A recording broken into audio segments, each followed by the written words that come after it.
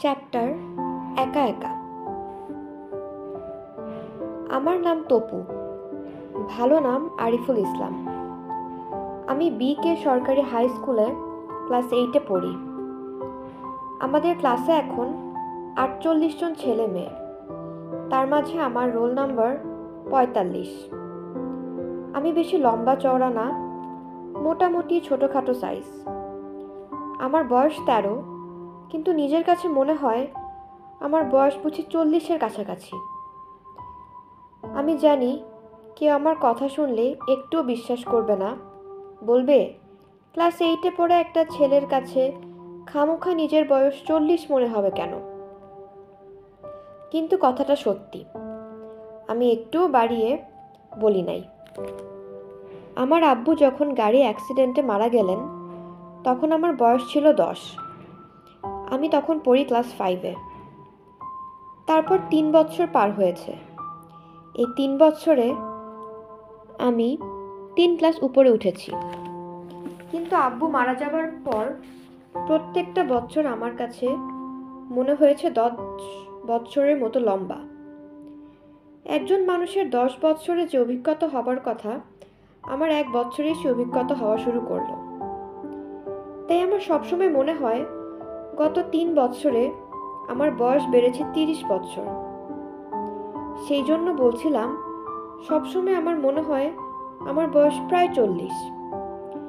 একজন 40 বছর বয়সের মানুষ যেভাবে চিন্তা করে, আমিও মনে হয় সেইভাবে চিন্তা করি, অনেকটা বুড়ো মানুষের মতো। আমি যখন আসলেই বুড়ো হব তখন কি হবে কে জানে। তবে আমার মনে হয় সত্যি সত্যি বুড়ো হবার অনেক আগেই আমি মরে যাব। কেন আমি এত তাড়াতাড়ি বুড়ো মানুষের মতো হয়ে গেছি সেটা খুব বেশি মানুষ জানে না। যারা আমাকে বাইরে থেকে দেখে তাদের ধারণা আমার আব্বু মারা যাবার পর আমি বকে গিয়েছি।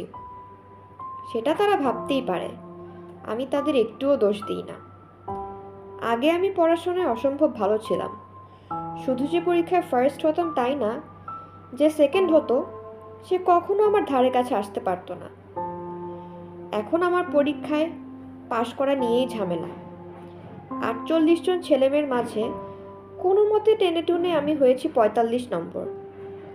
আমার ধারণা সামনের বছর আমি 45 নম্বরও হতে পারবো না, ক্লাস 8-এই আটকা পড়ে যাব। অঙ্ক ছাড়া আর কোনো বিষয়ে আমি পাশ করতে পারবো না। আমি যে শুধু পড়াশোনাতে খারাপ হয়েছি তা না, আমার আচার ব্যবহার স্বভাব চরিত্র সব কিছু খারাপ হয়ে গেছে। আমি কারোর সাথে ভালো করে কথা বলি না, খুব সহজে অন্যদের গালাগালি করতে পারি। ভয়ঙ্কর ভয়ঙ্কর খারাপ গালি আমি শিখে গেছি। শুধু যে গালাগালি করতে পারি তা না, মারামারিও করতে পারি। আমার গায়ে যে খুব জোর তা না, কিন্তু মারামারি করার জন্যে আসলে বেশি গায়ের জোর দরকার হয় না। যেটা দরকার সেটা হচ্ছে সাহস। সেটা আজকাল আমার ভালোই হয়েছে। বড় ক্লাসের ছেলেদেরকেও আমি মাঝে মাঝে ধামকি ধুমকি দিয়ে ফেলি। আমাদের ক্লাসের ভালো ছেলেরা আমার কাছেই আসে না, আর মেয়েদের কথা তো ছেড়েই দিলাম। আমি যদি কখনো তাদের চোখের দিকে তাকাই তাহলেই তারা মনে হয় ভয়ের চোটে ভ্যাঁ করে কেঁদে ফেলবে। আমি নোংরা কাপড় পরে স্কুলে আসি, চুল থাকে উস্কো খুস্কো, চেহারার মাঝে সবসময় একটা হতচ্ছাড়া ভাব থাকে। আমাকে দেখে আজকাল কেউ কল্পনাও করতে পারবে না যে আমি একসময় স্কুলের নিখুঁত একটা ভালো ছেলে ছিলাম। কবিতা আবৃত্তি করতাম, ডিবেট করতাম, এমনকি স্কুলের বার্ষিক নাটকে আমি ছোট রাজপুত্রের অভিনয় করে একবার রূপার মেডেল পর্যন্ত পেয়েছিলাম। আমার বড় আপু কিংবা ভাইয়া এখনও নিখুঁত ভালো আর ভালো মেয়ে আর নিখুঁত ভালো ছেলে, শুধু আমি অন্যরকম। আমার বড় আপুর নাম ঈশিতা, এখন ইউনিভার্সিটিতে পড়ে। শাড়ি পরে আপু যখন ইউনিভার্সিটিতে যায় তখন পাড়ার ইউনিভার্সিটি কলেজে যাওয়া ছেলেরা হা করে তাকিয়ে থাকে আর লম্বা লম্বা দীর্ঘশ্বাস ফেলে। আমার ভাইয়ার নাম রাজীব। সে যখন কলেজ থেকে এসে একটা টি শার্ট পরে ক্রিকেট ব্যাট নিয়ে খেলতে বের হয় তখন কম বয়সী মেয়েরা চোখের কোণা দিয়ে তার দিকে তাকিয়ে নিজেরা একজন একজনের সাথে ফিসফিস করে কথা বলে, খিলখিল করে হাসে। শুধু আমি অন্যরকম। আমার দিকে কেউ ঘুরে তাকায় না। যারা আমাদের ভালো করে চিনে না তাদের ধারণা আমার আম্মুর 2 ছেলে মেয়ে, আপু আর ভাইয়া। আমি তাদের খুব দূর সম্পর্কের কোনো গরিব হতভাগা আত্মীয়ের বকে যাওয়া ছেলে, আর তারা দয়া করে আমাকে তাদের বাসায় থাকতে দিয়েছে। প্রথম প্রথম পুরো ব্যাপারটা নিয়ে আপু আর ভাইয়া খুব অস্বস্তি বোধ করত। আজকাল করে না, অনেকদিন হলো মেনে নিয়েছে, ধরেই নিয়েছে তারা হলো আমার আম্মুর সত্যিকারের ছেলে মেয়ে, আর আমি তাদের আপন ভাই হয়েও বাইরের একজন মানুষ। এর শুরুটা ছিল খুব কষ্টের। আব্বু মারা যাবার পর প্রথম ধাক্কাটা সামলে নেবার পর আমরা প্রথম যেদিন খেতে বসেছি তখন সবাই দেখেছি আম্মু কিছু খেতে পারছেন না। প্লেটের খাবার হাত দিয়ে নাড়াচাড়া করতে করতে হঠাৎ শাড়ির আঁচল দিয়ে চোখ মুছলেন। সেটা দেখে আমাদেরও চোখে পানি এসে গেল। আব্বু যে চেয়ারটায় খেতে বসতেন সে চেয়ারটা আছে, কিন্তু আব্বু নাই। ব্যাপারটা চিন্তা করি আমার বুকের ভেতরটা হু হু করে উঠল।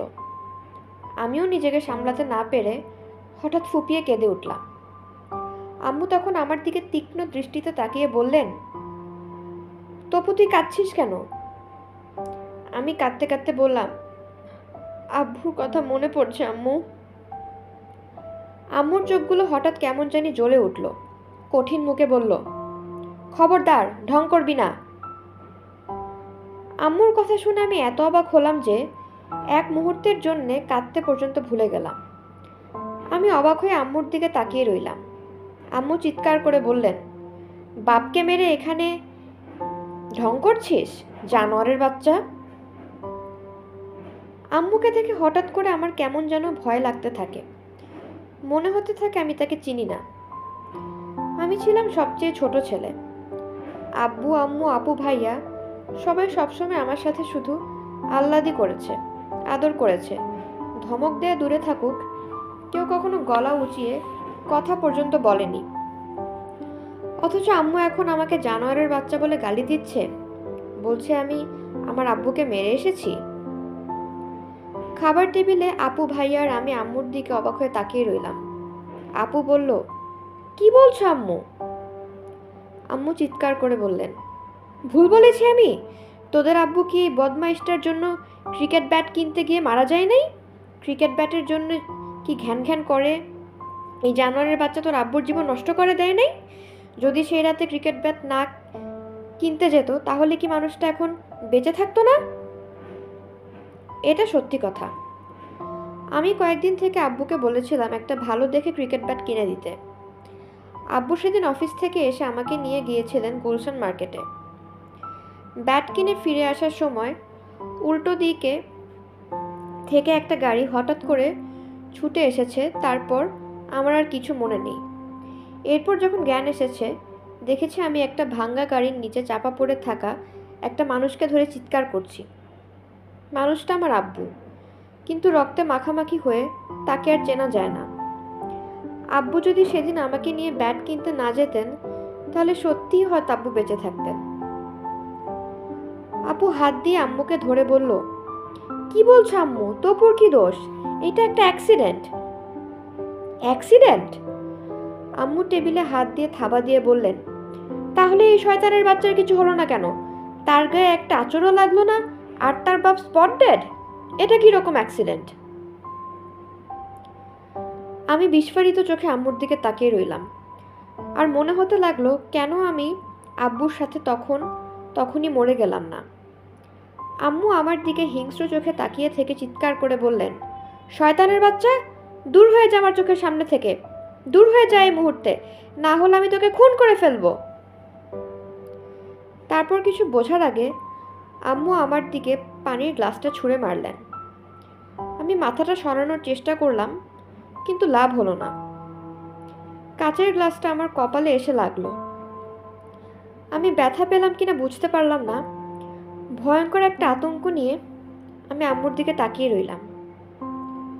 আপু ছুটে এসে আমাকে জড়িয়ে ধরে সরিয়ে নিয়ে গেল। আমি তখনও থরথর করে কাঁপছি। আপু আমাকে শক্ত করে ধরে রেখেছে, বলছে, সব ঠিক হয়ে যাবে তপু, সব ঠিক হয়ে যাবে।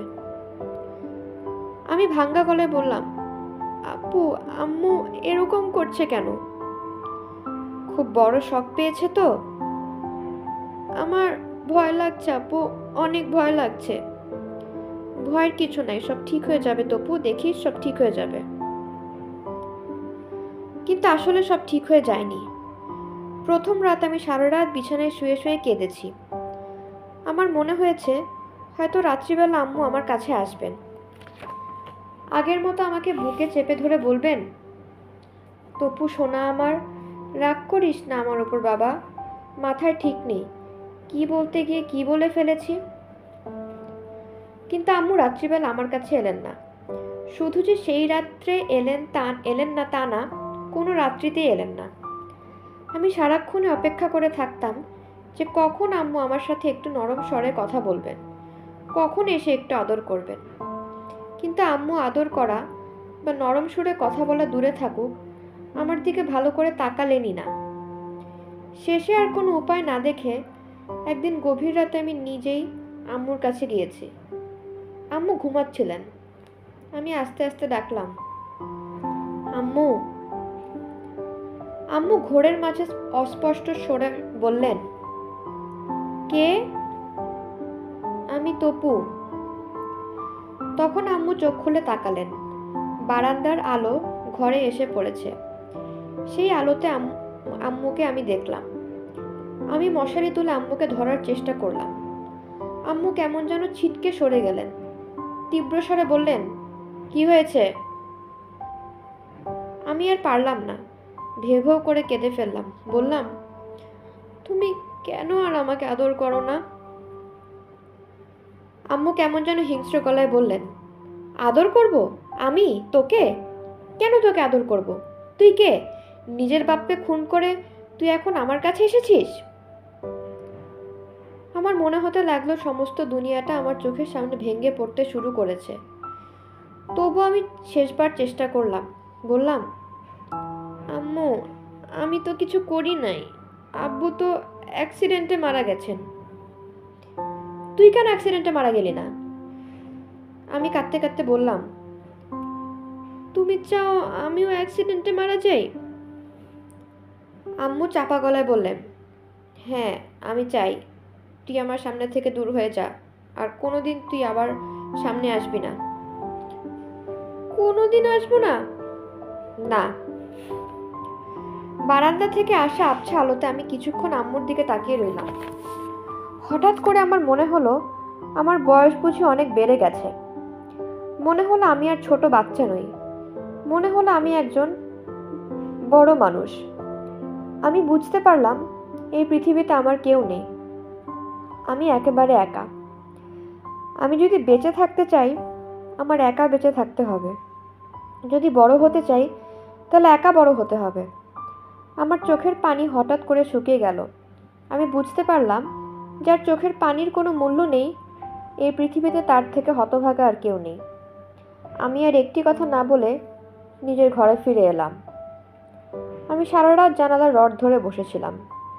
আব্বু মারা যাবার পর আমার বুকটা একেবারে ভেঙে গিয়েছিল, কিন্তু এখন আমার বুকের ভেতর যে কষ্ট জমা হয়েছে সেটা কখনো কাউকে বলে বোঝাতে পারবো না।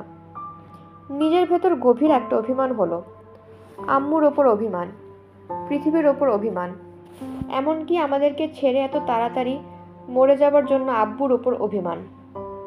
আমি রাতের বেলা জানালার রড ধরে বসে থাকতে থাকতে ঠিক করলাম আমি আত্মহত্যা করব। আমি অবশ্যই আত্মহত্যা করতে পারিনি। আত্মহত্যা করার জন্য মনে হয় অনেক সাহসের দরকার। 10 বছরের ছোট একটা ছেলের আসলে এত সাহস থাকে না। আমি আত্মহত্যা করার জন্যে অনেকদিন ওভারব্রিজের উপর দাঁড়িয়ে থাকতাম। একটা বাস বা ট্রাক যাবার সময় আমি মনে মনে ঠিক করতাম যে এখন আমি লাফিয়ে পড়ব, কিন্তু কখনোই শেষ পর্যন্ত লাফিয়ে পড়তে পারিনি। আত্মহত্যা না করলেও আত্মহত্যা করে যখন ইচ্ছা তখন সব কিছু শেষ করে দিতে পারবো।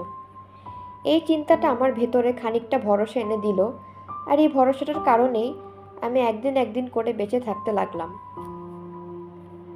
আস্তে আস্তে বাসায় আমার অবস্থাটা আরও খারাপ হয়ে গেল। আম্মু এমনিতে ভালো মানুষ। আব্বুর অফিসে তাকে বেশ ভালো একটা চাকরি দিয়েছে। অফিসের গাড়ি এসে আম্মুকে নিয়ে যায়, আবার বিকেলে আম্মুকে বাসায় ফিরিয়ে দিয়ে যায়। আম্মু সারাদিন স্বাভাবিকভাবে অফিস করেন, কেউ কিছু বুঝতে পারে না। বাসাতে এসেও হাসি খুশি থাকেন, কিন্তু আমাকে দেখলেই হঠাৎ করে ক্ষেপে যান। কেউ তাকে থামাতে পারে না। কোনো উপায় না দেখে আপু আর ভাইয়া মিলে আমাকে আম্মুর চোখের সামনে থেকে আড়াল করে রাখতে শুরু করলো। খাবার টেবিলেও আমি যাই না। আম্মু আপু আর ভাইয়াকে নিয়ে খান, আমি খাই আলাদা। আগে নিয়ম ছিল সন্ধে হবার আগে সবাইকে বাসায় ফিরে আসতে হবে। এখন সেই নিয়মটা শুধু আপু আর ভাইয়ার জন্য। আমি বাসায় এসেছি কি আসিনি কেউ সেটা জানতে চায় না। একদিন আম্মুর নতুন অফিস থেকে একজন আমাদের বাসায় বেড়াতে এলো। আম্মু তাকে বললেন তার 2 ছেলে মেয়ে। তারপর ভাইয়া আর আপুর সাথে পরিচয় করিয়ে দিলেন। কেউ কেউ মনে করতে পারে আমি যে আছি সেটা আম্মু ভুলে গেছেন, কিন্তু সেটা সত্যি নয়। আম্মু আসলে সেটা একবারও ভুলতে পারেন না। যখন আস্তে আস্তে নিয়ম হয়ে গেল আম্মু আপু আর ভাইয়াকে নিয়ে খাবে আর আমি খাবো আলাদা, তখন আমার খাবারটাও অন্যরকম হয়ে গেল। আম্মু খাওয়া শেষ করে দুলি খালাকে দিয়ে সব খাবার ফ্রিজে তুলে রাখতেন যেন আমি সেটা খেতে না পারি। দুলি খালা আমার জন্যে সেখান থেকে খাবার গরম করতে চাইলে আম্মু রেগে আগুন হয়ে যেতেন। দুলি খালা এতদিন থেকে আমাদের বাসায় আছেন, তাকে পর্যন্ত আম্মু একেবারে অকথ্য ভাষায় গালাগালি শুরু করতেন। আস্তে আস্তে আমি দুলি খালার সাথে রান্নাঘরে বসে খেতে শুরু করলাম।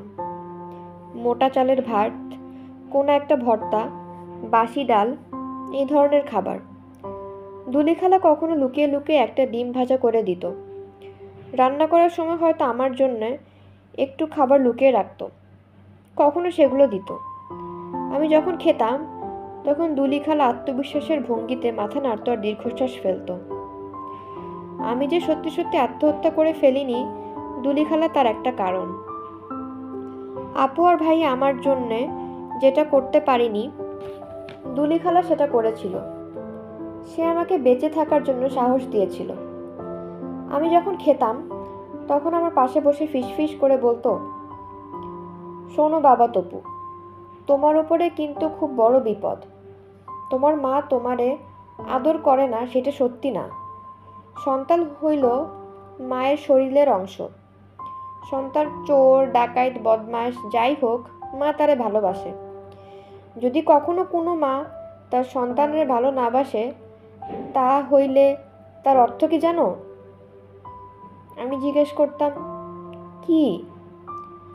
দুলি খালা গলা নামিয়ে ফিসফিস করে বলতো, তার অর্থ তার মাথাটা খারাপ হয়ে গেছে। তোমার মা অসুস্থ, তোমার মা পাগলি। তোমার বাপ মরে যাবার পর তার মাথাটা পুরোপুরি আউলে গেছে। অন্য কেউ বুঝতে পারে না, আমি পারি। চোখ দেখলেই বুঝতে পারি। কেন, চোখে কি হয়েছে? চোখগুলি জলে তুমি দেখো নাই? তুমি খুব সাবধান বাবা। আমার কেন জানি মনে হয় কোনো একদিন তোমার মা তোমারে খুন করে ফেলার চেষ্টা করবে।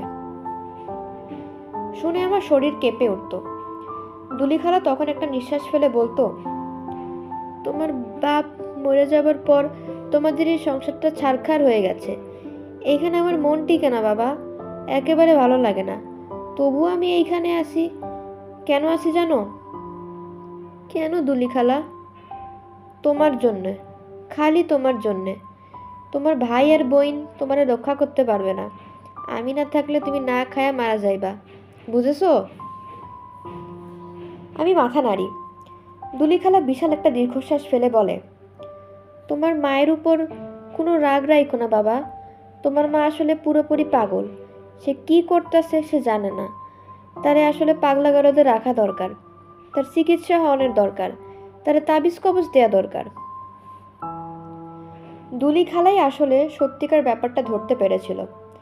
আস্তে আস্তে আমি নিজেই বুঝতে পেরেছিলাম আব্বু মারা যাবার পর সত্যি সত্যি আমার আম্মুর মাথার ভেতরে কিছু একটা গোলমাল হয়ে গিয়েছিল। তার চিকিৎসা করানোর দরকার ছিল, কিন্তু আমাকে সহ্য করতে না পারা ছাড়া আর কোনো সমস্যা ছিল না দেখে সেটা বাইরের কেউ কোনোদিন বুঝতে পারেনি। দুলি খালা বলেছিল আম্মু আমাকে খুন করে ফেলতে পারে। আমি সেটা কখনো বিশ্বাস করতে পারিনি। কিন্তু সত্যি সত্যি একদিন একেবারে অকারণে রেগে উঠে আম্মু আমার মাথা বালতির পানিতে চেপে ধরেছিলেন। দুলি খালা রীতিমতো ধস্তাধস্তি করে আমাকে ছুটিয়ে না আনলে হয়তো সেদিন মরেই যেতাম। সেই থেকে আমি খুব সাবধান হয়ে গেছি। আম্মু যদি বাসায় একা থাকেন, আমি বাসার ভিতরেই ঢুকি না। যতদিন আব্বু বেঁচে ছিলেন, গায়ে হাত তোলা দূরে থাকুক, কেউ আমার সাথে গলা উঁচু করেও কথা বলেনি। এখন সম্পূর্ণ অন্য ব্যাপার। একেবারে অকারণে আম্মু আমাকে মারধর করেন। ছোটোখাটো চড় থাপ্পড় নয়, একেবারে অমানসিক মার। প্রথম প্রথম আপু ভাইয়া কিংবা দুলি খালা আমাকে বাঁচানোর চেষ্টা করতো, কিন্তু তাহলে আম্মু আরও রেগে যান বলে আজকাল আর কেউ চেষ্টা করে না। আমি দাঁতে দাঁত চেপে যন্ত্রণা সহ্য করতে শিখে গেছি। মার খাওয়ার যন্ত্রণাটুকু নয়, এর পিছনের নিষ্ঠুরতাটুকু আমাকে অনেক বেশি কষ্ট দেয়। কয়দিনের ভিতরে আমি রান্নাঘরে স্টোর রুমে ঘুমানো শুরু করলাম। আমার পরিচিত মানুষেরা এটা শুনলে নিশ্চয়ই খুব অবাক হতো, কিন্তু ততদিনে আমার বাসার সবাই এটা মেনে নিয়েছে। আমি যদি আগের মতো ভাইয়ার ঘরে ঘুমাই, তাহলে প্রায় প্রত্যেক রাত্রেই আম্মুর কোনো একরকম অত্যাচার সহ্য করতে হয়। আম্মু এমনিতে ভালো মানুষ, শুধু আমাকে দেখলেই ক্ষেপে যান। তাই সমস্যাটার সবচেয়ে ভালো সমাধান হচ্ছে যেন কোনো সময় আমাকে দেখতে না পান। বাসায় এসে আমি তাই রান্নাঘরের স্টোর রুমে ঢুকে যেতাম। চালের বস্তা, আলুর টুকরি, তেল পেঁয়াজ ছড়িয়ে দুলিখালা আমাকে শোয়ার একটা জায়গা করে দিল। আমি রাত্রিবেলা সেখানে ঘুমাতাম। বাসার সবাই বিষয়টা জানতো, কিন্তু এমন ভান করতো যেন জানে না। আপু আর ভাইয়া যখন আমার দিকে তাকাতো, আমি বুঝতে পারতাম আমার জন্য তাদের খুব কষ্ট হচ্ছে, কিন্তু কিছু করতে পারছে না। আমি আস্তে আস্তে আবিষ্কার করলাম, একসময় তারাও পুরো ব্যাপারটাতে অভ্যস্ত হয়ে গেল। ধরেই নিলাম আমি রান্নাঘরের স্টোর রুমে চালের বস্তার পাশে আলু, বেগুন, পেঁয়াজ আর রসুনের পাশে কুটিসুটি মেরে ঘুমাবো। আগে পড়াশোনার একটা ব্যাপার ছিল, এখন সেটাও নাই। খাতা কলম বইপত্র না থাকলে মানুষ পড়াশোনা করে কেমন করে? ধীরে ধীরে পড়াশোনাটা ওপর বন্ধ হতে শুরু করলো। স্কুলের ছেলেমেয়েরা আর স্যার ম্যাডামেরা ধরে নিল আব্বু মারা যাবার পর আমি আস্তে আস্তে বকে যেতে শুরু করেছি। আমার শরীরে আম্মুর মারের যেসব চিহ্ন থাকতো, সবাই ধরে নিত সেগুলো এসেছে মারামারি করে। আস্তে আস্তে সবাই আমাকে ভয় পেতে শুরু করলো। আমার 2-4 জন যে বন্ধু বান্ধব ছিল, তারাও আস্তে আস্তে দূরে সরে যেতে শুরু করলো। আমি হয়ে গেলাম একা, একেবারে একা। চ্যাপ্টার প্রিয়াঙ্কা। এরকম সময় আমি ঠিক করলাম আমি বাসা থেকে পালিয়ে যাব। আগেই করা উচিত ছিল, কেন করি নাই সেটা ভেবেই আমার অবাক লাগলো। আত্মহত্যা করার বিষয়টা অনেকবার চিন্তা করেছি, কিন্তু বাসা থেকে পালানোর কথা একেবারেই চিন্তা করি নাই। আত্মহত্যা করার সাহস হয় নাই, কিন্তু বাসা থেকে পালানোর বিষয়টা আমার কাছে খুব সহজ মনে হতে লাগলো। রান্নাঘরে স্টোর রুমে তেলাপোকা আর ইঁদুরের মাঝখানে আমি যদি ঘুমাতে পারি, তাহলে রাস্তাঘাটে, ফুটপাতে কিংবা রেল স্টেশনে ঘুমাতে অসুবিধা হবে কেন? আমি কল্পনা করতে শুরু করলাম সবাইকে ছেড়ে ছুড়ে বহু দূরে কোথাও চলে গেছি, কোনো পাহাড়ের কাছে কিংবা সমুদ্রের তীরে। একা একা সেখানে ঘুরে বেড়াচ্ছি। কেউ আমাকে কিছু বলছে না, ঘেন্না করছে না, বকাবকি করছে না, মারধর করছে না। বহুদিন আগে যখন আমি টেলিভিশন দেখতে পারতাম, তখন টেলিভিশনে একবার বেদেদের ওপর একটা অনুষ্ঠান দেখেছিলাম। তারা সবাই মিলে নৌকায় নৌকায় ঘুরে বেড়াচ্ছে। নৌকায় তাদের ঘর বাড়ি, নৌকায় তাদের সংসার, নৌকায় তাদের সব কিছু। খুঁজে খুঁজে এরকম বেদে নৌকা খুঁজে বের করে তাদের সাথে চলে যাব। আমিও বেদে হয়ে যাব। বাসা থেকে পালিয়ে যাবার শুধু একটা সমস্যা, সেটা খুব ভাবনা চিন্তা করে করা যায় না। কাজে আমি ঠিক করলাম কোনো একদিন সকালে ঘুম থেকে উঠে বাসা থেকে বের হয়ে যাব, আর ফিরে আসবো না। আমি মোটামুটি নিশ্চিত আমি বাসায় ফিরে আসি নাই, বাসার কেউ সেটা অনেকদিন জানবে না। হয়তো দুলি খালা সেটা প্রথমে লক্ষ্য করবে, বাসায় বলার চেষ্টা করবে, কিন্তু আম্মু শুনতে চাইবেন না। আম্মু যেহেতু শুনতে চাইবেন না, তাই আপু আর ভাইয়াও কিছু করতে পারবে না। নিজেরা হয়তো এখানে সেখানে একটু খোঁজখবর নেবে, তারপর হাল ছেড়ে দেবে। কয়দিন পর আস্তে আস্তে সবাই ভুলে যাবে। আগে হলে এই পুরো ব্যাপারটা চিন্তা করে আমার ভয়ঙ্কর একটা অভিমান হতো। আজকাল কিছুই হয় না। মানুষের ভেতর ভালো ভালো যেসব অনুভূতিগুলো থাকে, আমার সেগুলো শুকিয়ে শেষ হয়ে গেছে। নিজের ভেতরে সেগুলো শেষ হয়ে গেছে বলে অন্যের ভেতরে সেগুলো থাকতে পারে, সেটা আমার আর বিশ্বাস হয় না। যাকেই দেখি তাকেই মনে হয় নিষ্ঠুর। যেদিন বাসা থেকে পালাবো ঠিক করলাম, সেদিন একটু সকাল সকাল বের হয়েছি। সরাসরি রেল স্টেশনে গিয়ে কোনো একটা ট্রেনের ছাদে গিয়ে বসবো ঠিক করেছিলাম, কিন্তু খানিক দূর গিয়ে মনে হলো শেষবারের মতো একবার স্কুল থেকে ঘুরে আসি। কেন সেটা মনে হলো কে জানে। একজন মানুষের জীবনে একটা ছোট ঘটনা সব কিছু ওলটপালট করে দেয়। আমার সেদিনের স্কুলের যাবার ঘটনাটা ছিল সেরকম একটা ঘটনা। আমার জীবনের সব কিছু সেই ঘটনার জন্য অন্যরকম হয়ে গেল। ক্লাসরুমে জানালার কাছাকাছি একটা সিট আমার জন্য নির্দিষ্ট করে রাখা আছে। সেখানে কেউ বসতে সাহস পায় না। আমাদের ক্লাসের ছেলেরা আর মেয়েরা একে অন্যের সাথে মিশে না। মেয়েরা সামনে কয়েকটা বেঞ্চে বসে, ছেলেরা বসে পিছনে। ছেলেরা পিছনে বসলেও শুধু যে আমার সিটে কেউ বসে না তা নয়, আমার পাশেও বসতে চায় না। কিন্তু সেদিন ক্লাসে গিয়ে দেখি আমার সিটে একজন বসে আছে। কোনো একজন ডান পিটে ধরনের বা গাধা টাইপের ছেলে হলে কথা ছিল। যে বসে আছে সে একটা মেয়ে, নতুন এসেছে বলে কিছু জানে না। আমাদের ক্লাসের মেয়েগুলি অহংকারী ধরনের, কখনো হাসে না, সবসময় মুখ গম্ভীর করে থাকে। দেখলেই মনে হয় কেউ বুঝি তাদের আচ্ছা করে বকাবকি করেছে, কিংবা ধরে জোর করে তেতো কোনো ওষুধ খাইয়ে দিয়েছে, সেই জন্য মুখগুলো এরকম ভোঁতা। তবে এই মেয়েটা তাদের মতো না, সম্পূর্ণ অন্যরকম। মেয়েটার চোখ মুখে হাসি, চোখগুলো কেমন যেন চকচক করছে। পিছনের ডেস্কে হেলান দিয়ে বসে এমনভাবে পা দুলাচ্ছে যে দেখে মনে হবে তার বুঝি খুব আনন্দ হচ্ছে। মেয়েটার আহ্লাদী ভাব দেখে আমার মেজাজ একটু গরম হয়ে গেল। আমি কাছাকাছি গিয়ে বললাম, সরো। মেয়েটা পা দোলানো বন্ধ করে বলল, কোথায় সরবো? আমি মেঘের মতো গলায় বললাম, মেয়েরা সামনে বসে, ছেলেদের সাথে বসে না। মেয়েটা হাসি হাসি মুখ এবারে একটু গম্ভীর হলো, বলল, ছেলেদের সাথে বসলে কি হয়? আমি তখন তার সাথে একটা আলোচনা শুরু করে দেব সেটা তো হতে পারে না, তাই মুখ খিচিয়ে একটা ধমক দিয়ে বললাম, খবরদার বলছি, ভেদর ভেদর করবে না, তোমাকে সরতে বলেছি, সরো। ক্লাসের অন্য যে কোনো মেয়ে হলে আমার এই ধমক খেয়ে ভ্যাঁ করে কেঁদে ফেলতো, কিন্তু এই মেয়ের কিছু হলো না। আমার দিকে এমনভাবে তাকালো যেন আমি খুব একটা মজার কথা বলেছি।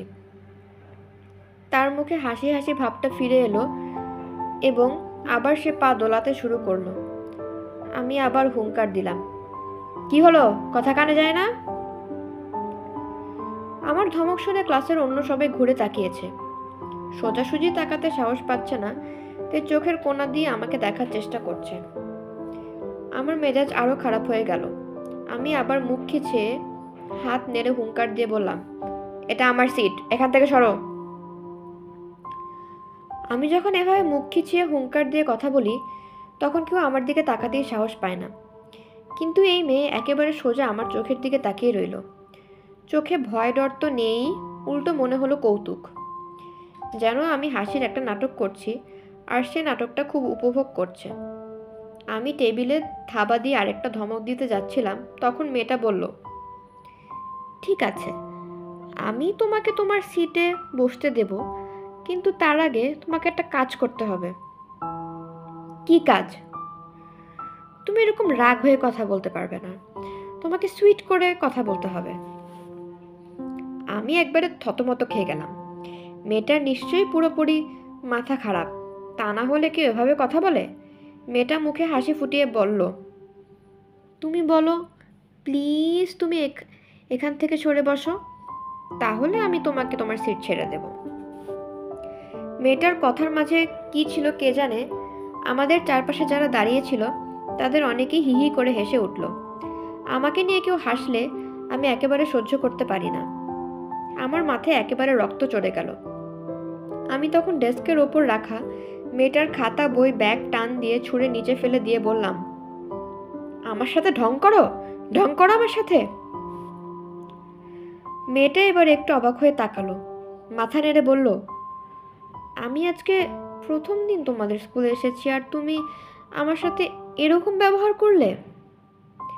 মেয়েটা নিজের ঠোঁট কামড়ে ধরে একটু অপেক্ষা করে বলল, আমি মনে খুব কষ্ট পেলাম। মানুষ যে সুন্দর করে বা ভালো করে কথা বলতে পারে আমি সেটা ভুলেই গেছি। আমার সাথে ভালো ব্যবহার কেউ করে না, আমিও করলাম না। বললাম, মেয়ে বলে বেঁচে গেলে, ছেলে হলে এমন ছাতা দিতাম যে তখন খালি মনে না শরীরের গিট্টুতেও কষ্ট পেতে। মেয়েটা আরও কিছু বলতে যাচ্ছিল, আমি তাকে সেই সুযোগ না দিয়ে ক্লাসরুম থেকে বের হয়ে এলাম।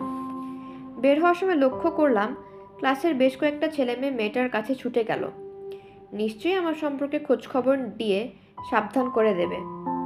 ক্লাসে ফিরে আসার পর মেয়েটা যে আমার থেকে নিরাপদ একটা জায়গায় বসবে সে বিষয়ে আমার কোনো সন্দেহ নেই। ক্লাস শুরু হতে এখনো দেরি আছে। আমি ততক্ষণ স্কুলের বাউন্ডারি ওয়ালে পা ঝুলিয়ে বসে চারপাশে সবকিছু দেখে সময় কাটাই। আমার কোনো বন্ধু নাই, কোনো আপনজন নাই, আমি সবসময় একা একা থাকি। ঘন্টা পড়ার পর ক্লাসে ফিরে এসে দেখলাম মেয়েটা আমার জায়গাটা ছেড়ে দিয়ে একটু সরে বসেছে, কিন্তু পুরোপুরি সরে গিয়ে নিরাপদ জায়গায় বসেনি। আমাকে দেখে খুব মনোযোগ দিয়ে আমাকে লক্ষ্য করলো, কিন্তু কিছু বলল না। আমি সরাসরি তার দিকে তাকালাম না, তাই বুঝতে পারলাম না তার চোখের দৃষ্টিতে ভয় বা ঘেন্না কোনটা আছে। ঘেন্না থাকাটাই স্বাভাবিক, আজকাল কেউ আমাকে দেখতে পারে না। প্রথম পিরিয়ডে বাংলা স্যারের নাম তোফাজ্জল হোসেন সরকার, ছেলেরা ডাকে তোফাজ্জল হোসেন রাজাকার, সংক্ষেপে রাজাকার স্যার। এই নামের পিছনে একটা কারণ আছে। স্যারের ধারণা মুক্তিযুদ্ধের পুরো ব্যাপারটা ভুয়া, ইন্ডিয়া যুদ্ধ করে দেশটা দখল করে ফেলেছে। ক্লাসেও সেটা আকারে ইঙ্গিতে আমাদের বোঝানোর চেষ্টা করেন। বাংলা বইয়ে বীর শ্রেষ্ঠদের গল্প পড়ার সময় স্যার ফ্যাক ফ্যাক করে হাসেন, যেন পুরো বিষয়টা একটা তামাশা। রবীন্দ্রনাথের কবিতাগুলো ক্লাসে পড়ান না, কেউ সেটা নিয়ে প্রশ্ন করারও সাহস পায় না। বাংলাদেশের সাথে যখন পাকিস্তানের ক্রিকেট খেলা হয় তখনও এই স্যার বাংলাদেশকে সাপোর্ট না করে পাকিস্তানকে সাপোর্ট করেন। ঘন্টা পড়ার কিছুক্ষণ পর তোফাজ্জল হোসেন সরকার খাতাপত্র নিয়ে ক্লাসে ঢুকলেন। ঢুকে সবসময় স্যার সারা ক্লাসে একবার চোখ বুলিয়ে নেন। আজকেও চোখ বুলালেন এবং আমার পাশেই নতুন মেয়েটিকে বসে থাকতে দেখে কেমন যেন চমকে উঠলেন। খানিকক্ষণ ভুরু কুঁচকে থেকে বললেন, তুমি এখানে কেন? মেয়েটা বলল, আমি নতুন এসেছি স্যার। মেয়েটা নতুন এসেছে, যেটুকু দেখেছি তাতে মনে হচ্ছে মাথায় একটু পাগলামোর ধাঁচ আছে, তাই স্যারের প্রশ্নটা ঠিক বুঝতে পারল না। স্যার আসলে জানতে চাচ্ছিলেন সে মেয়ে হয়ে ছেলেদের সাথে কেন বসেছে। স্যার রাজাকার টাইপের মানুষ, কোনো ছেলে আর মেয়েকে কথা বলতে দেখলেই খুব বিরক্ত হন। ক্লাসে পাশাপাশি বসতে দেখলে তার তো মেজাজ খারাপ হতেই পারে। স্যার বললেন, নতুন এসেছো তো বুঝতেই পারছি, তা পিছনে বসেছো কেন? সামনে আসো। ইঙ্গিতটা একেবারে স্পষ্ট, মেয়ে হয়ে ছেলেদের সাথে পিছনে বসেছে কেন, সামনে চলে এসো। মেয়েটা ইঙ্গিতটা হয় বুঝতে পারলো না, কিংবা না বোঝার ভান করলো। ফিক করে একটু হেসে বলল, না স্যার, পিছনেই ভালো, আমি সবসময় পিছনেই বসি। স্যার বললেন, পিছনে বসো? জি স্যার। কেন? পিছনে বসলে সবাইকে দেখা যায়, খুব ইন্টারেস্টিং মনে হয়। আমাদের রাজাকার স্যার মনে হয় কিছুই বুঝতে পারলেন না। খানিকক্ষণ মুখ হা করে মেয়েটার দিকে তাকিয়ে রইলেন, তারপর ঢোক গিলে বললেন, ইন্টারেস্টিং? জি স্যার। আস্তে আস্তে তার মুখটা মেঘের মতো কালো হলো। স্যার ফোঁস করে একটা নিঃশ্বাস ফেলে বললেন, তুমি স্কুলে কি পড়াশোনা করতে এসেছো না ইন্টারেস্টিং কাজ করতে এসেছো? মেয়েটার চেহারায় একটা হাবা হাবা ভাব আছে, কিন্তু মেয়েটা অসম্ভব চালু। স্যারের প্রশ্নের উত্তরে একটুও চিন্তা না করে সাথে সাথে বলল, ইন্টারেস্টিং উপায়ে পড়াশোনা করতে এসেছি স্যার। মেয়েটার কথা শুনে ক্লাসের অনেকে খিকখিক করে হেসে ফেলল। স্যার তখন আরও রেগে গেলেন, ধমক দিয়ে বলেন, চপ, সবাই চপ। সবাই চুপ করে যাবার পর স্যার তার রেজিস্টার খাতা খুলে গম্ভীর গলায় রোল নাম্বার ডাকতে শুরু করলেন। নতুন মেয়েটার রোল নাম্বার 52, নাম প্রিয়াঙ্কা। রোল কল শেষ করে স্যার পড়াতে শুরু করলেন। ক্লাসের শুরুতেই তার মেজাজ খারাপ হয়ে গেছে, তাই আজকে আমাদের কপালে দুঃখ আছে। স্যার বই দেখে একটা প্যারাগ্রাফ শেষ করেই জয়ন্তকে একটা প্রশ্ন জিজ্ঞেস করলেন। জয়ন্ত ক্লাসের সবচেয়ে ভালো ছাত্র, উত্তরটা ঠিকভাবে দিয়ে দিল। স্যার মনে হলো তখন আরেকটু রেগে গেলেন। আমরা ভাবলাম জয়ন্তকে আরও কঠিন একটা প্রশ্ন করবেন। জয়ন্তকে পড়াশোনার প্রশ্ন করে আটকানো খুব কঠিন, তবে রাজাকার স্যারের অসাধ্য কিচ্ছু নেই। যতক্ষণ পর্যন্ত জয়ন্ত একটা ভুল উত্তর না দিচ্ছে স্যার প্রশ্ন করে যেতেই থাকবেন এবং তখন তাকে আচ্ছা মতন পেটাবেন। স্যার প্রায় সব ক্লাসেই হিন্দু ছেলেদের পেটান, কিন্তু আজকে জয়ন্তের কপাল ভালো। স্যার জয়ন্তকে ছেড়ে দিলীপকে ধরলেন। দিলীপের পড়াশোনা একেবারে মন নেই, ক্লাসে এসে উদাস মুখে বসে থাকে। সে কি বুদ্ধিমান না বোকা সেটা আমরা এখনও ঠিকভাবে ধরতে পারি নাই। স্যারেরা কিছু জিজ্ঞেস করলে প্রশ্ন শেষ হবার আগেই মাথা নেড়ে বলে, জানি না স্যার। আজকেও তাই হলো। সাথে সাথে রাজাকার স্যার এসে খপ করে দিলীপের চুলের মুঠি ধরে তাকে হিড়হিড় করে টেনে এনে পেটাতে শুরু করলেন। স্যারের মনে কোনো দয়ামায়া নেই, একেবারে পশুর মতো পেটাতে পারেন। আজকে মনে হয় রাগটা আরেকটু বেশি। ধরেই যেভাবে মারতে শুরু করলেন তার কোনো তুলনা নেই। ঠিক তখন একটা বিচিত্র ঘটনা ঘটল, যার জন্য রাজাকার স্যার দূরে থাকুক আমরা কেউ প্রস্তুত ছিলাম না।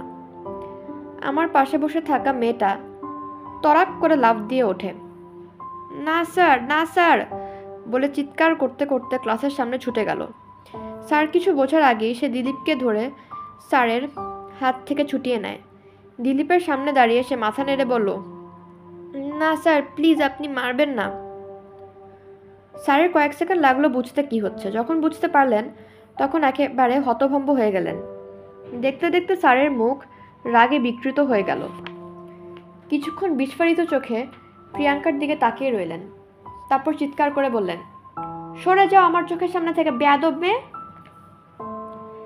এত বড় ধমক খেয়েও মেয়েটার এতটুকু ভাবান্তর হলো না, বরং মনে হলো তার মুখে একটা হাসি ফুটে উঠল।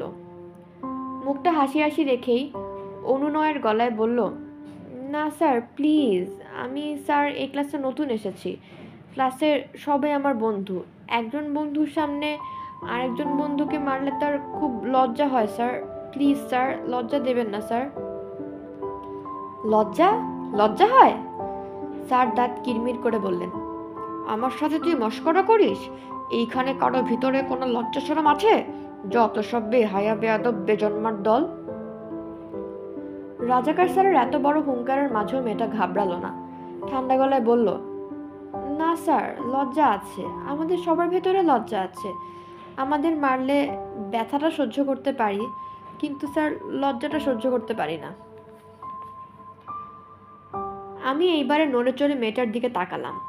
সত্যিই তো, আমার আম্মু যখন আমাকে নির্দয়ভাবে মারেন একটু পরেই আর ব্যথার অনুভূতিটা থাকে না, তখন শুধু থাকে লজ্জা আর অপমান। এই মেয়েটা তো সত্যি কথাই বলছে। আমরা ছোট হতে পারি তাই বলে আমাদের মান অপমান নেই, লজ্জা নেই, সেটা তো সত্যি নয়। এই প্রথমবার পাগলাটে ধরনের মেয়েটাকে আমি একটু গুরুত্ব দিয়ে লক্ষ্য করলাম। হালকা পাতলা শ্যামলা একটা মেয়ে, ছোট ছোট করে চুল কেটেছে, অনেকটা প্রায় ছেলেদের মতো। চোখে মুখে এক ধরনের তীব্র অনুভূতির ছাপ। দেখে মনে হচ্ছে দিলীপকে রাজাকার স্যারের হাত থেকে রক্ষা করাটাই বুঝি তার জীবনের সব কিছু। যাকে রক্ষা করার জন্য মেয়েটা এত বড় একটা বিপদের ঝুঁকি নিয়েছে, সে দিলীপকে কিন্তু মোটেও বিচলিত দেখা গেল না। সে মোটামুটি উদাস উদাস মুখে পুরো ব্যাপারটা নির্লিপ্তভাবে দেখছে। দেখে মনে হচ্ছে এখানে কি হচ্ছে তাতে তার কিছু যায় আসে না।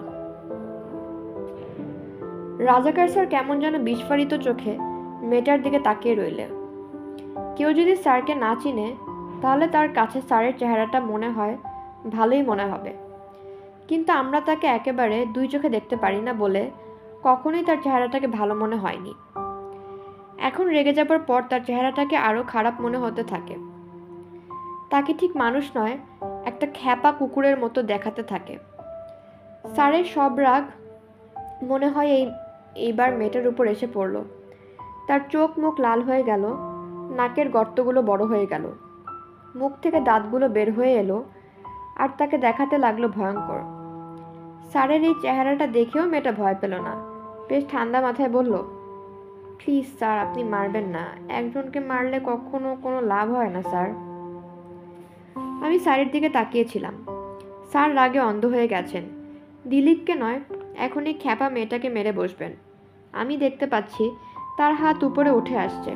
আমি জানি এখন খপ করে মেয়েটার চুল ধরে একটা হ্যাচকা টান দিয়ে নিজের কাছে নিয়ে আসবেন, তারপর মুখের মাঝে মারবেন। মেয়েটা কিছু লক্ষ্য করলো বলে মনে হলো না। সে আগের মতো ঠান্ডা গলায় বলতে লাগলো, স্যার, আপনি আমার কথা বিশ্বাস না করলে অন্যদের জিজ্ঞেস করেন স্যার। রাজাকার স্যার জিজ্ঞেস করার কোনো উৎসাহ দেখালো না। মেয়েটার উপর ঝাঁপিয়ে পড়তে গেলেন, তখন আমি দাঁড়িয়ে চিৎকার করে বললাম, স্যার। স্যার ঘুরে তাকালেন, চোখ লাল করে বললেন, কি? আমি ঠিক করেছি পালিয়ে যাব। এই স্কুলে আর আমাকে আসতে হবে না। আমি ইচ্ছে করলে যা খুশি করতে পারি। কেউ আমাকে কিছু বলতে পারবে না, কেউ কিছু করতেও পারবে না। এটাই আমার সবচেয়ে বড় সুযোগ। এই সুযোগটা হাতছাড়া করা ঠিক হবে না। আমি হাতছাড়া করলাম না। মুখ গম্ভীর করে বললাম, কাউকে মারবেন না। প্রিয়াঙ্কা নামের এই মেয়েটি কি সুন্দর গুছিয়ে কথা বলতে পারে। রাজাকার স্যারের ভয়ঙ্কর চোখ রাঙানির সামনে সে ঠান্ডা মাথায় কথা বলে যাচ্ছে। আমার অবস্থা ঠিক তার উল্টো। আমি গত কয়েক বৎসর বলতে গেলে কারোর সাথে কথা বলি নাই। কীভাবে কথা বলতে হয় সেটা ভুলে গেছি। তাই আমি যখন বললাম কাউকে মারবেন না, সেটা শোনালো এরকম, খবরদার কাউকে মারবেন না, মারলে একেবারে খুন করে ফেলবো। আমার কথা শুনে রাজাকার স্যার একেবারে থতমত খেয়ে গেলেন।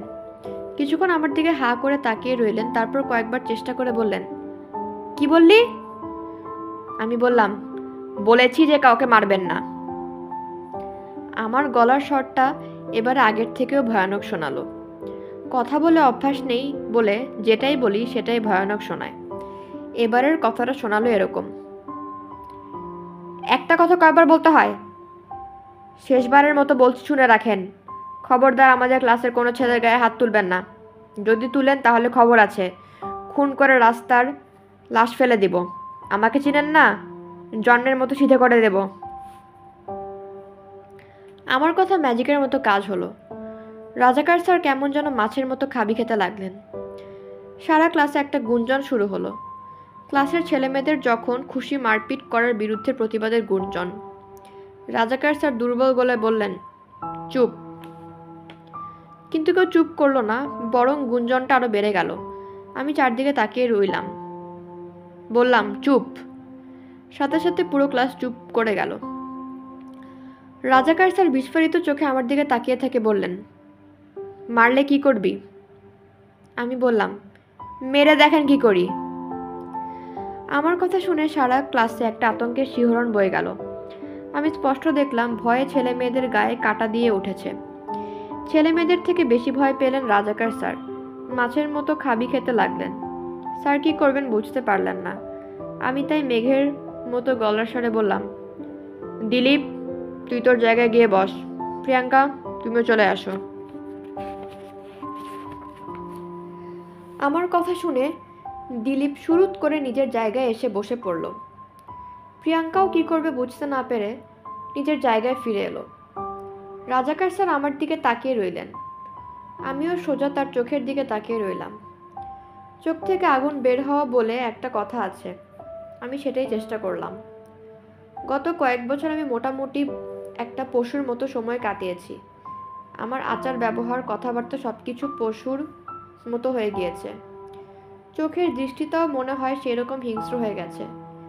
রাজাকার স্যার যে চোখের দিকে বেশিক্ষণ তাকিয়ে থাকতে পারলেন না, চোখ সরিয়ে নিলেন।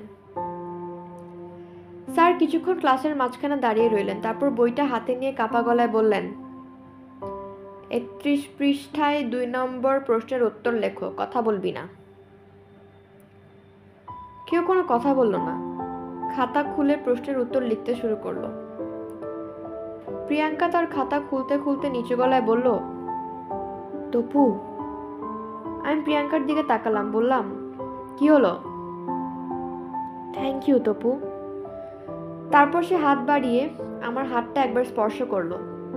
আমি কিছু না বলে সামনের দিকে তাকালাম। আহা, কতদিন পরে একজন আমার সাথে ভালো করে সুন্দর করে কথা বলল। কেউ যখন এরকম ভালোবাসা নিয়ে কথা বলে তখন কি ভালোই না লাগে। হঠাৎ করে আমার চোখে পানি এসে গেল। আমি ভেবেছিলাম আমার চোখে সব পানি শুকিয়ে গেছে। আসলে শুকায়নি। বুকের ভিতরে গভীরে কোন একটা জায়গায় এখনো মনে হয় অনেক চোখের পানি জমে আছে। Chapter principal madam. আমি বাসা থেকে পালিয়ে যাওয়াটা কয়েকদিনের জন্য পিছিয়ে দিলাম। কেন ঠিক পিছিয়ে দিলাম আমি নিজেই জানি না। নিজেকে নিজে বোঝালাম যে বাসা থেকে সত্যি সত্যি পালিয়ে যাবার আগে আমার অন্তত একবার আম্মু, আপু আর ভাইয়ের সাথে শেষবার দেখা করে যাওয়া দরকার। সেটা অবশ্য সত্যি কারণ হতে পারে না। আমাকে দেখলে আম্মু যেভাবে ক্ষেপে যান, সে দেখা না হওয়াই ভালো। আপু আর ভাইয়ের সাথে দেখা হলে তারা এত অপ্রস্তুত হয়ে যায় যে কোথাও গিয়ে লুকাবে বুঝতে পারে না। তাই তাদের সাথে দেখা করে যাওয়াটা আসল কারণ হতে পারে না। আমার ধারণা আসল কারণটা হচ্ছে প্রিয়াঙ্কা। এই মেয়েটা একটু খ্যাপা টাইপের। মনে হচ্ছে ক্লাসে আরও কিছু অঘটন ঘটাবে। ঠিক কী অঘটন ঘটাবে, কিভাবে ঘটাবে, সেটা দেখার একটা কৌতূহল হচ্ছে। তার উপর রাজাকার স্যারকে যেভাবে হুমকি দিয়ে এসেছি সেটা নিয়ে স্কুলে একটু হইচই হতে পারে। ব্যাপারটা কোন দিকে গড়ায় সেটা না দেখে পালিয়ে যাওয়াটা ঠিক হবে না। ডাইনিং টেবিলে বসে যখন আম্মু, আপু আর ভাইয়া খেতে খেতে গল্প করে, আমি তখন স্টোর রুমে আমার বিছানাটায় গুটিসুটি মেরে বসে থাকি। তাদের কথাবার্তা পুরোটুকু শোনা যায় না। একটা দুটি কথা হঠাৎ মনে হয় ছিটকে ছিটকে আসে। আমি মাঝে মাঝে কান পেতে শোনার চেষ্টা করি তারা কী নিয়ে কথা বলে। আজকে মনে হচ্ছে তারা টেলিভিশনের কোন একটা নাটক নিয়ে কথা বলছে। আমার কাছে এসব কত দূরের একটা বিষয়। নাটকের কোন একটা চরিত্রের কথা বলে তিনজন হঠাৎ শব্দ করে হেসে উঠল। তাদের হাসির শব্দ শুনে মনে হলো সেটা বুঝি অন্য কোনো জগৎ থেকে ভেসে আসছে। শুনতে শুনতে আমার বুক ভেঙে একটা দীর্ঘশ্বাস বের হয়ে আসে। আমি দুই হাতে নিজের কান চেপে ধরে বসে থাকি। সব কিছু ভুলে মাথাটা ফাঁকা করে দেবার চেষ্টা করতে থাকি। আগে হলে কোনো একটা বই খুলে কিছু একটা পড়ার চেষ্টা করতাম। বাসা থেকে পালিয়ে যাব ঠিক করার পর সেটাও ছেড়ে দিয়েছি। বনে জঙ্গলে নদীর তীরে হাঁটতে হাঁটতেই যখন জীবনটা কাটিয়ে দেব, তখন শুধু শুধু পড়াশোনা করে সময় নষ্ট করে কি হবে। ঠিক যখন রাত 10টার ঘন্টা বাজলো, তখন স্টোর রুমের দরজার পিছন থেকে ছোট একটা নেংটি ইঁদুর খুব সাবধানে মাথা বের করলো। নেংটি ইঁদুরের সময়ের জ্ঞান যে এত ভালো আমি কখনো জানতাম না। গত কয়েকদিন থেকে লক্ষ্য করছি ঠিক 10টার সময় এই নেংটি ইঁদুরটা স্টোর রুমের দরজার পিছন থেকে উঁকি দেয়। প্রথম কয়েকদিন আমাকে দেখেই লাফ দিয়ে পালিয়ে গিয়েছিল, এখন আমাকে দেখে একটু অভ্যস্ত হয়েছে। নেংটি ইঁদুরের প্রিয় খাবার কে জানে। আমি রুটির কয়েকটা টুকরো ছড়িয়ে রেখেছিলাম, গত কয়েকদিন থেকে দেখছি টুকরোগুলো দুই হাতে ধরে কুটকুট করে খাচ্ছে।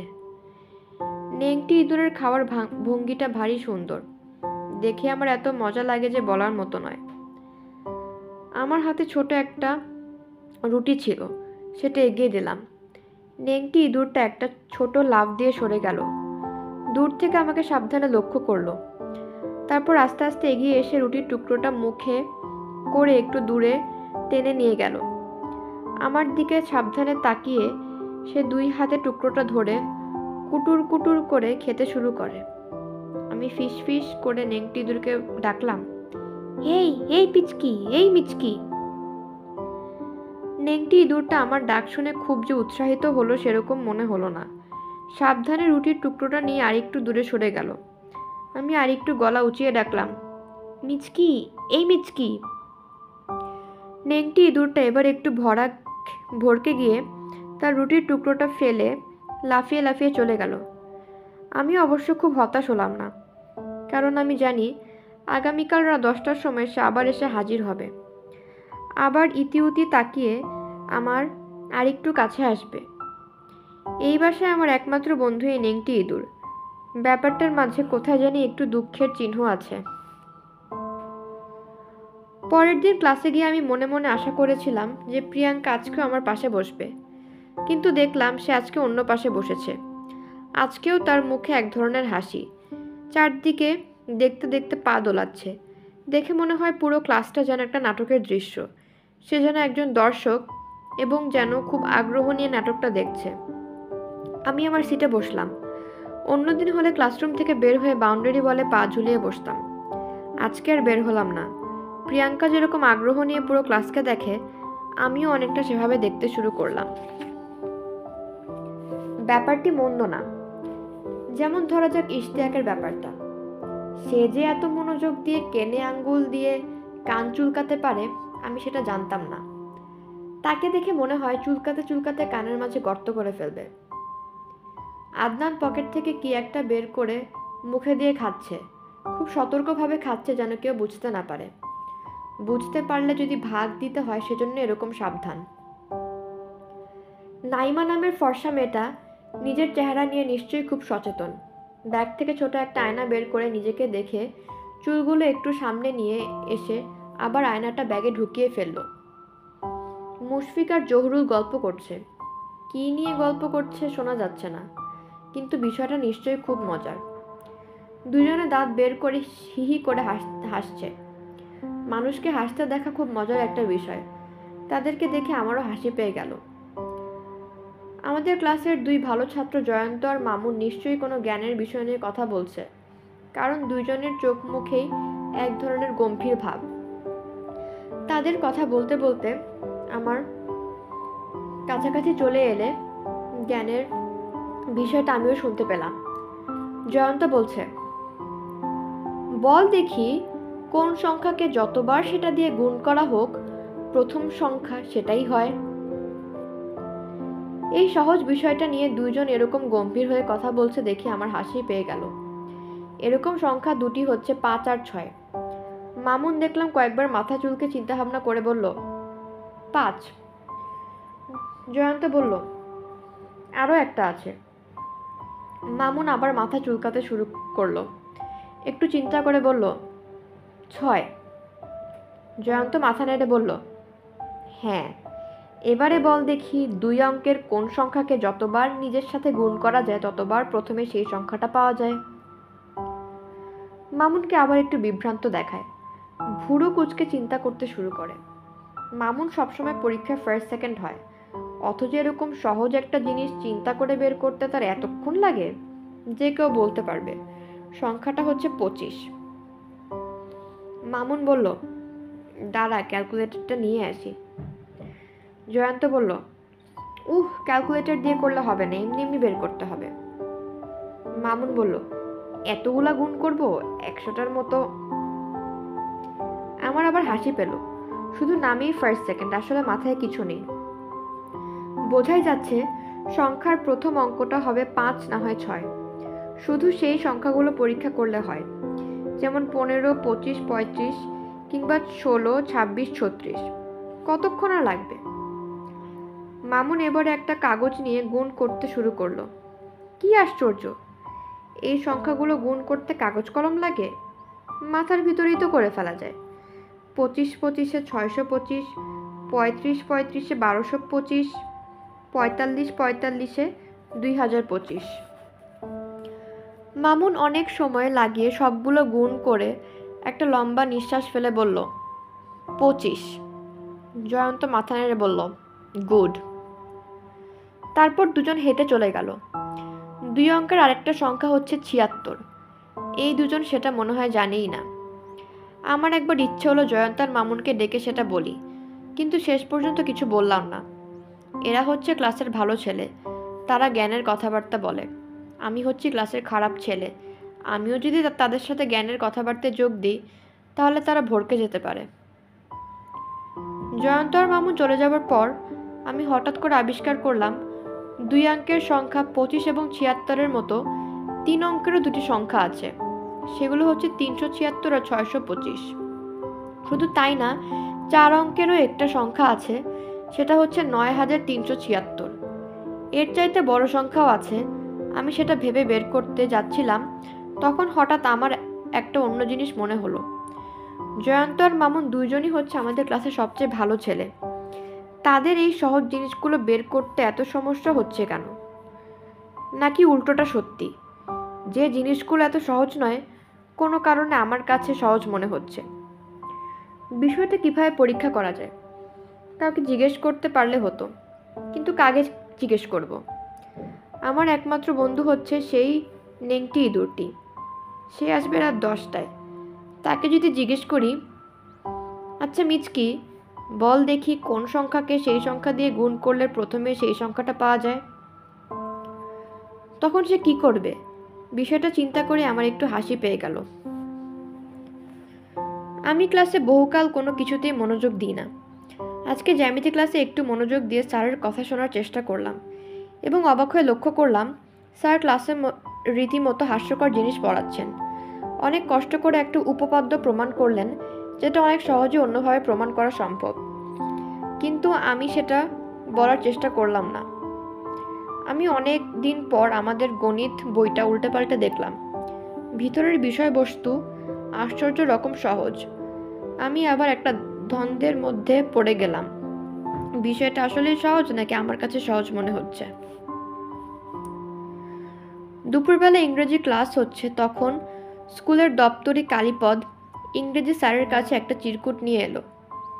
স্যার চিরকুট পড়ে ভুরু কুঁচকালেন, আমাদের দিকে তাকিয়ে বললেন, আরিফুল ইসলাম তপু আর প্রিয়াঙ্কা চৌধুরীকে? ক্লাসের দুই পাশ থেকে আমি আর প্রিয়াঙ্কা উঠে দাঁড়ালাম। স্যার খানিকক্ষণ আমাদের দুজনকে একটু অবাক হয়ে লক্ষ্য করলেন, তারপর বললেন, তোমাদের দুজনকে প্রিন্সিপাল ডেকে পাঠিয়েছেন। সারা ক্লাসে আতঙ্কের একটা ফিসফিসানি শোনা গেল। আমাদের স্কুলের আগের প্রিন্সিপাল ছিলেন খুব হাসি খুশি মানুষ। মাসখানেক হলো নতুন প্রিন্সিপাল এসেছেন। তিনি মহিলা এবং কম বয়সী। তার চেহারা খুব সুন্দর, কিন্তু সেটা যেন কেউ বুঝতে না পারে সেজন্য একেবারে সাজগোজ করেন না। বুড়ো মানুষের একটা চশমা পরে থাকেন এবং সবসময় মুখটা পাথরের মতো শক্ত করে রাখেন। আমরা শুনেছি এই ম্যাডাম নাকি অসম্ভব কড়া। আমাদের পুরো স্কুলটাকে 1 মাসের মাঝে একেবারে ধনুকের ছিলার মতো সোজা করে ফেলেছেন। সে প্রিন্সিপাল ম্যাডাম আমাদের দুজনকে ডেকে পাঠিয়েছেন, সেটা একটা ভয়ের ব্যাপার হতেই পারে। ইংরেজি স্যার বললেন, যাও দেখা করতে যাও। আমি আর প্রিয়াঙ্কা দপ্তরি কালীপদের সাথে ক্লাসরুম থেকে বের হলাম। প্রিয়াঙ্কা গলা নামিয়ে জিজ্ঞেস করলো, ব্যাপারটা কি তপু, আমাদের ডেকেছে কেন? রাজাকার স্যার নিশ্চয়ই নালিশ করেছে। কি স্যার? রাজাকার স্যার। আমি ব্যাখ্যা করলাম, বাংলা স্যারের নাম হচ্ছে রাজাকার স্যার। কেন? কয়দিন থাকলেই বুঝতে পারবে। ইউনিভার্সিটিতে পড়ার সময় নাকি রক কাটতেন। শুনে প্রিয়াঙ্কা কেমন যেন চমকে উঠল। আমার দিকে এমনভাবে তাকালো যে আমি বুঝতে পারলাম সে আমার কথা বিশ্বাস করে নাই। না করলে নাই, কয়দিন গেলে নিজেই বুঝতে পারবে। প্রিন্সিপাল ম্যাডামের রুমে গিয়ে বুঝতে পারলাম আমার ধারণা সত্যি। রাজাকার স্যার প্রিন্সিপাল ম্যাডামের সামনে একটা চেয়ারে বসে আছেন। কালীপদ বলল, আপা, এই যে এই দুইজন। প্রিন্সিপাল ম্যাডাম কি একটা কাগজ দেখছিলেন, সেটা সরিয়ে আমাদের দিকে তাকালেন। তার চোখের দৃষ্টি খুব পরিষ্কার। মুখে কিছু না বললেও চোখ দিয়ে বলছেন, তোমাদের মতো পাজি নচ্ছার বেয়াদব ছেলেমেয়ে আমি অনেকবার দেখেছি। আগে আমি তাদের সিধে করে ছেড়ে দিয়েছি, তোমাদেরকেও সিধে করে ছাড়বো। আমি আর প্রিয়াঙ্কা চুপচাপ দাঁড়িয়ে রইলাম। বড় একটা টেবিল ঘিরে বেশ কয়েকটা চেয়ার, ভারী পর্দা, দেয়ালের সাথে লাগানো বেশ কয়েকটা শেলফ, সেগুলো বোঝায় বই দিয়ে। একপাশে একটা আলমারি, সেখানে স্কুলের ছেলেমেয়েরা স্পোর্টস, ডিবেট, ছবি আঁকার কম্পিটিশন এসব করে যেসব কাপ, শিল্ড আর মেডেল এনেছে সেগুলো সাজানো আছে। আমি খারাপ হয়ে যাবার আগে যখন খুব ভালো ছিলাম তখন ডিবেট করে বড় একটা কাপ এনেছিলাম। সেই কাপটাও নিশ্চয়ই এখানে কোথাও আছে। প্রিন্সিপাল ম্যাডাম একবার আমার দিকে আরেকবার প্রিয়াঙ্কার দিকে তাকিয়ে ঠান্ডা গলায় বললেন, তোমাদের বিরুদ্ধে আমি যেটা শুনেছি সেটা সত্যি? আমি কিছু বললাম না, শুধু উদাস মুখে শরীরের ভরটা এক পা থেকে অন্য পায়ের উপর সরিয়ে নিলাম। প্রিয়াঙ্কা খুব গুছিয়ে কথা বলতে পারে। সে বলল, আপনি কি শুনেছেন সেটা জানলে বলতে পারতাম ম্যাডাম। প্রিন্সিপাল ম্যাডাম রাজাকার স্যারকে দেখিয়ে বললেন, তোমাদের এই স্যার বলেছেন তোমরা তার সাথে খুব বড় বেয়াদবি করেছো। প্রিয়াঙ্কা ম্যাডামের কথা শুনে একটুও ঘাবড়ালো না, বেশ হাসি হাসি মুখে বলল, স্যার যদি বলে থাকেন তাহলে নিশ্চয়ই সেটা সত্যি। স্যারের কাছে নিশ্চয়ই মনে হয়েছে আমরা বেয়াদবি করে ফেলেছি। কিন্তু ম্যাডাম। কিন্তু কি? আমরা একটুও বেয়াদবি করতে চাইনি ম্যাডাম। করতে না চাইলে সেটা কেমন করে হয়? রাজাকার স্যার হঠাৎ করে সোজা হয়ে বসলেন। আমি আপনাকে বলি কি হয়েছে। এই যে মেয়েটাকে দেখছেন, এ নতুন এসেছে। কোন স্কুল থেকে এসেছে জানি না। ডিসিপ্লিনের খুব অভাব। ক্লাসে ঢুকেই দেখি পিছনের বেঞ্চে বসে কথা বলছে। আমি বললাম সামনে এসে বসো। সে বলল বসবে না। কত বড় বেয়াদব! শুধু যে সামনে এসে বসলো তা না, আমার সাথে মুখে মুখে তর্ক জুড়ে দিল। প্রিন্সিপাল ম্যাডাম শীতল চোখে প্রিয়াঙ্কার দিকে তাকিয়ে বললেন, তোমার কিছু বলার আছে মেয়ে? প্রিয়াঙ্কা একটু চোখ বড় বড় করে একবার প্রিন্সিপাল ম্যাডাম একবার রাজাকার স্যারের দিকে তাকাচ্ছিল। এক মুহূর্তের জন্য একবার আমার দিকেও তাকালো। প্রিন্সিপাল ম্যাডাম এবার ধমকের সুরে জিজ্ঞেস করলেন, আছে কিছু বলার? প্রিয়াঙ্কা খুব সুন্দর গুছিয়ে কথা বলতে পারে। ভালো ফুটবল খেলা বা ভালো গান গাইতে পারার মতো এটাও নিশ্চয়ই একটা বড় গুণ। আমি শুনলাম প্রিয়াঙ্কা বলল, জি ম্যাডাম, আমার কিছু বলার তো নিশ্চয়ই আছে, কিন্তু আমার মনে হয় কিছু না বলারই সবচেয়ে ভালো হবে।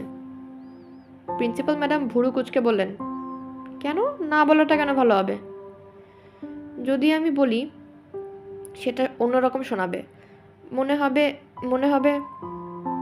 কি মনে হবে? মনে হবে স্যার যে কথাটা বলেছেন আমি সেটা অস্বীকার করছি। রাজাকার স্যার এবারে কেমন যেন ক্ষেপে গেলেন। প্রায় টেবিলে থাবা দিয়ে বললেন, দেখেছেন কত বড় বেয়াদব! বলার চেষ্টা করছে মিথ্যা কথা বলছি। প্রিন্সিপাল ম্যাডাম হাত তুলে রাজাকার স্যারকে থামালেন। তারপর আমার দিকে ঘুরে তাকালেন, বললেন, আর তুমি কি করেছো? আমি কিছু না বলে দাঁড়িয়ে রইলাম। রাজাকার স্যার বললেন, এর কথা ছেড়ে দেন ম্যাডাম।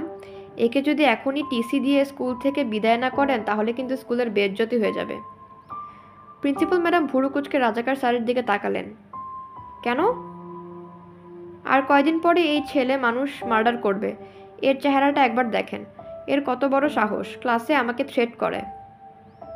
প্রিন্সিপাল ম্যাডাম আমার দিকে ভালো করে তাকালেন, তারপর জিজ্ঞেস করলেন, সত্যি? আমি এবারেও কিছু না বলে দাঁড়িয়ে রইলাম।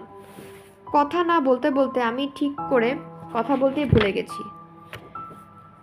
মুখ খুলে কিছু একটা বলতে গেলেই উল্টাপাল্টা কিছু একটা বলে ফেলবো, তখন আরও ঝামেলা হয়ে যাবে। এর থেকে চুপ করে দাঁড়িয়ে থাকাই ভালো। রাজাকার স্যার থামলেন না, বললেন, আপনি নতুন এসেছেন তাই আপনি জানেন না। এ একসময় খুব ভালো ছাত্র ছিল, তারপর হঠাৎ করে পড়াশোনা ছেড়ে দিয়ে বদমাইশ হয়ে গেল। এখন পরীক্ষায় পাশ করতে পারে না, দিনরাত রাস্তাঘাটে মারামারি করে, রীতিমতো গুন্ডা, সন্ত্রাসী। প্রিন্সিপাল ম্যাডাম আমার দিকে তাকালেন, খানিকক্ষণ আমার চোখের দিকে তাকিয়ে থেকে জিজ্ঞেস করলেন, সত্যি? আমি এবারেও কিছু বললাম না। এই পৃথিবীতে বিচার বলে যে কিছু নেই সেটা আমার থেকে ভালো করে কেউ জানে না। কাজেই প্রিন্সিপাল ম্যাডাম যে রাজাকার স্যারের কথা বিশ্বাস করে আমাকে টিসি দিয়ে বিদায় করে দেবেন সে ব্যাপারে আমার একটুও সন্দেহ নাই। তবে এখন তাতে আর কিছু যায় আসে না। আমি বাসা থেকে যখন পালিয়ে যাব তখন টিসি নিয়ে আর না নিয়ে পালিয়ে যাবার মাঝে পার্থক্য কি? রাজাকার স্যার বললেন, এক ঝুড়ি আপেলের মাঝে একটা পচা আপেল থাকলে সব আপেল পচে যায়। এ হচ্ছে পচা আপেল। একে যদি এখনই বিদায় না করেন পুরো ক্লাসকে কিন্তু নষ্ট করে দেবে। প্রিন্সিপাল ম্যাডাম আমার দিকে তাকালেন, তোমার কিছু বলার আছে? আমার অনেক কিছুই বলার আছে, কিন্তু আমি তো গুছিয়ে কথা বলতে পারবো না। তবে সারা জীবনের জন্য যখন চলেই যাচ্ছি তখন যা খুশি বলে দিলে ক্ষতি কি? আর কেউ তো কখন এটা করতে পারবে না। আমি প্রিন্সিপাল ম্যাডামের দিকে তাকিয়ে মাথা নেড়ে বললাম, জি ম্যাডাম, বলার আছে। কি বলার আছে? আমাকে যদি বের করতেই হয় তাহলে এই স্যারকেও বের করে দিতে হবে। কথাটা আমি ভেবে বলি নাই।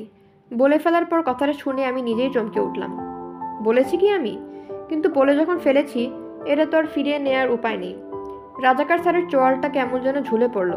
মাছের মতো খাবি খেলেন কয়েকবার। প্রিয়াঙ্কা বিস্ফোরিত চোখে আমার দিকে তাকিয়ে আছে। প্রিন্সিপাল ম্যাডাম আমার দিকে এমনভাবে তাকালেন যে মনে হলো আমার কথা বুঝতে পারছেন না। খুব ধীরে ধীরে তার মুখটা পাথরের মতো শক্ত হয়ে গেল। শোনা যায় না এরকম গলায় আস্তে আস্তে বললেন, ছেলে তোমার তো সাহস কম না, তুমি আমার সামনে দাঁড়িয়ে তোমার স্যারের সম্পর্কে এরকম একটা কথা বলো? প্রিয়াঙ্কা আমার জায়গায় হলে নিশ্চয়ই কি চমৎকার একটু উত্তর দিতে পারতো। আমি কিছুই বলতে পারলাম না। কি বলা যায় সেটা চিন্তা করতে করতে আবার নিজের অজান্তেই বলে ফেললাম, আমি যদি পচা আপেল হই তাহলে স্যারও পচা আপেল। আমার কথা শুনে প্রিন্সিপাল ম্যাডামের চোখগুলো বড় বড় হয়ে উঠল। ম্যাডাম তার চশমাটা খুলে টেবিলে রেখে বললেন, ছেলে তোমার কি মাথা খারাপ হয়েছে? আমি মাথা নাড়লাম, না। তাহলে? আমি চুপ করে দাঁড়িয়ে রইলাম। প্রিন্সিপাল ম্যাডাম বললেন, তুমি এভাবে কথা বলছো কেন? রাজাকার স্যার আমার জন্য উত্তরটা দিয়ে দিলেন। বললেন, এই পাজি ছেলেটা এভাবেই কথা বলে, এর মতো বেয়াদব ছেলে স্কুলে আর একটাও নাই। আমি রাজাকার স্যারের দিকে না তাকিয়ে প্রিন্সিপাল ম্যাডামকে বললাম, ম্যাডাম আমাকে তো স্কুল থেকে তাড়িয়েই দেবেন, তাই যাওয়ার আগে আপনাকে সত্যি কথাটা বলে যাই। রাজাকার স্যার চিৎকার করে বললেন, চুপ চুপ বেয়াদব ছেলে। আমি তখন হিতাহিত জ্ঞান হারিয়েছি। আরও গলা উঁচিয়ে বললাম, এই স্যার ক্লাসে কখনো রবীন্দ্রনাথ ঠাকুরের কোনো কবিতা পড়ান না। এই স্যার মুক্তিযুদ্ধকে নিয়ে ক্লাসে টিটকারি মারেন। এই স্যার হিন্দু ছাত্রদের পিটান। রাজাকার স্যারের মুখটা ভয়ঙ্কর রাগে কেমন যেন বিকৃত হয়ে গেল। ঘরে আর কেউ না থাকলে একেবারে নিশ্চয়ই আমাকে খুন করে ফেলতেন। প্রিন্সিপাল ম্যাডাম কেমন যেন অবাক হয়ে আমার দিকে তাকালেন। বললেন, তুমি কি বলছো ছেলে? আমি সোজাসুজি প্রিন্সিপাল ম্যাডামের চোখের দিকে তাকিয়ে বললাম, আমি সত্যি কথা বলছি। রাজাকার স্যার হঠাৎ উঠে দাঁড়ালেন। প্রিন্সিপাল ম্যাডামকে বললেন, আপনি আমার সাথে আসেন ম্যাডাম, ক্লাসে গিয়ে জিজ্ঞেস করবেন। প্রিন্সিপাল ম্যাডাম এক ধরনের অদ্ভুত চোখে আমার দিকে তাকিয়ে রইলেন। তারপর ঘুরে রাজাকার স্যারের দিকে তাকালেন। বললেন, তার কোনো প্রয়োজন নেই সরকার সাহেব। তাহলে তাহলে প্রিন্সিপাল ম্যাডাম এক ধরনের ঠান্ডা গলায় বললেন, আমি ব্যাপারটা দেখছি, আপনি এখন আসুন। রাজাকার স্যার হঠাৎ কেমন জানি চুপসে গেলেন। দাঁড়িয়ে থেকে কিছু একটা বলার চেষ্টা করলেন, ঠিক বলতে পারলেন না। একবার আমার মুখের দিকে তাকালেন, তারপর বের হয়ে গেলেন। আমি আর প্রিয়াঙ্কা চুপচাপ দাঁড়িয়ে রইলাম। প্রিন্সিপাল ম্যাডাম অন্যমনস্কভাবে টেবিলে আঙ্গুল দিয়ে শব্দ করতে করতে জানালা দিয়ে বাইরে তাকিয়ে রইলেন। তাকে দেখে মনে হতে লাগলো যেন ভুলেই গেছেন আমরা এখানে দাঁড়িয়ে আছি। আমরা কি করব বুঝতে পারছিলাম না, তখন ম্যাডাম আমাদের দিকে তাকিয়ে বললেন, তোমরা ক্লাসে যাও। আমি আর প্রিয়াঙ্কা প্রিন্সিপাল ম্যাডামের অফিস থেকে বের হয়ে এলাম।